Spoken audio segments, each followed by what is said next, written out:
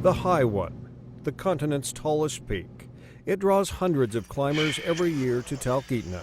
They get flown to base camp, and most climb routes that have been extensively mapped and photographed. It wasn't that way in 1913. Episcopal Archdeacon Hudson Stuck on the left and savvy outdoorsman Harry Karsten set out to change that.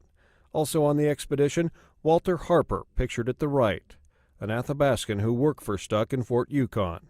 Walter was Don Harper's uncle. He could speak Indian, so Hudson Stuck needed someone when he was traveling to these Indian villages to communicate.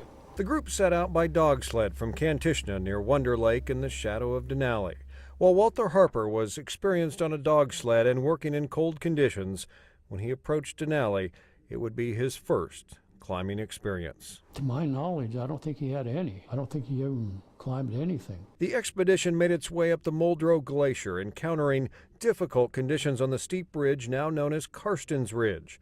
Darrell Miller is the South District Ranger for Denali National Park, with 6 McKinley summits under his belt. It took him approximately 6 days just to do the load carrying and chop steps. Walter Harper and Harry Carson's chopped all the steps. The group's tent burned and they had to sew a new one, but they kept moving up.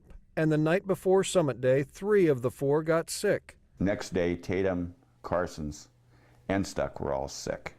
This was on June 7th, summit day. So Harper assumed the lead, and he marched all the way from there, from 17.5 to the summit, and led everybody. A man who had never before climbed a mountain is the first to the top. Don Harper reads about his uncle in Hudson Stuck's book, The Ascent of Denali. With keen excitement, we pushed on. Walter, who had been in the lead all day, was the first to scramble up. A native Alaskan, he is the first human being to set foot upon the top of Alaska's great mountain. The 4 men spent an hour and a half on the summit. When they left, it would be 19 years before someone else would set foot on the summit. Archdeacon Stuck had some climbing experience. Nobody else had any. And then for them to have some significant problems, especially Carson's Ridge, especially with the tent fire, and then just the ability, to get up that high and make that trip work was really a feat. They didn't have the fancy equipment, maps, and photographs climbers use today.